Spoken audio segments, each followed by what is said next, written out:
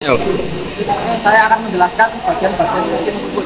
Yang pertama adalah kepala tetap. Kepala tetap ini terdapat poros spindle mesin yang berfungsi sebagai hubungan cakram.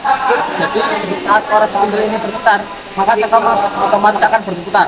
Seperti ini, otomatis akan berputar. Kita coba. Nah, ini contohnya berputar.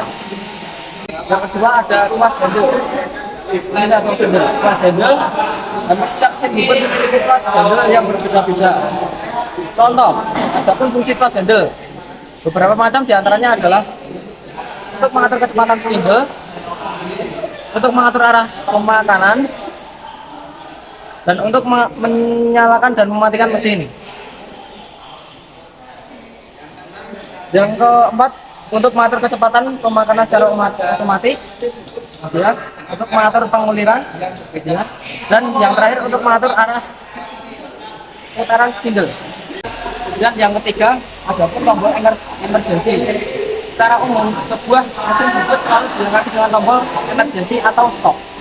Jadi tombol emergency ini digunakan untuk mematikan mesin bubut dalam kondisi atau situasi darurat.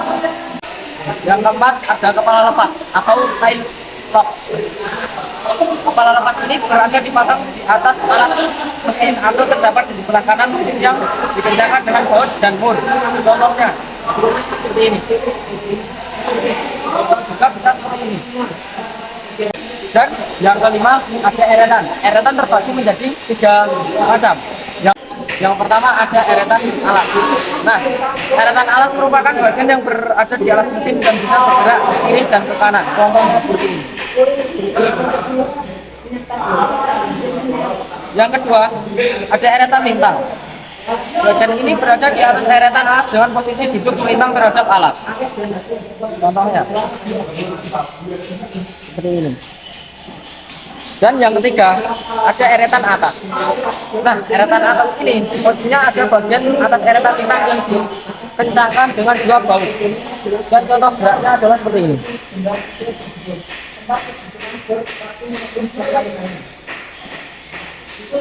Yang keenam ada dudukan pahat atau tall spot. Bagian dudukan pahat ini berada di atas eretan yang berfungsi untuk menjepit pahat saat proses pembuatan dilakukan. Adapun cara umum dilakukan pada pahat tol atau pots. Bagian tall spot ini, dudukan pos standar ini menggunakan ganjaran sebagai pengatur ketinggian mata.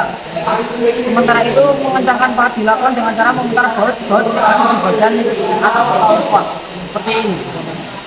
Ini dikencangkan dengan kunci tertentu atau kunci pas. Dan yang ketujuh ada selang pendingin atau selang molen. Selang molen ini berfungsi sebagai menyemprotkan cairan saat proses pembuatan terjadi. Contohnya seperti ini. Jika kita membubut dan di daerah bubutan kotor bisa menyemprotkan air atau sebuah cairan. Dan yang kesembilan ada alas mesin atau bed machine. Bagian alas mesin ini berfungsi sebagai tumpuan gaya pemakanan ketika proses pembuatan terjadi dan juga sebagai tempat dudukan untuk kepala lepas. Dan ini alatnya. Dan yang ke-11 ada poros pembawa atau poros transportir. Poros transportir ini merupakan bagian poros berulir yang terletak di bawah eretan alas berbentuk seperti trapesium atau segi 4 dan jenis ulir Whitworth atau inci dan metrik atau mm. Contohnya ini. Ke-11 ada alat penyekram. Nah, alat penyekram ini digunakan untuk menjepit benda kerja. Kalau misalnya mau mengerjakan pembubutan atau mengukir. Yang terakhir ada rem kaki. Nah, bagian ini digunakan untuk menghentikan putaran mesin di posisi tertentu saat proses pemutaran. Jadi operator bisa mengatur kapan rem ini digunakan termasuk kondisi darurat sekalipun. Contohnya seperti ini. Jika kita melakukan spindle, maka mesin otomatis akan berputar. Dan jika ini tidak berfungsi atau seketika rusak, kita bisa menggunakan rem kaki ini.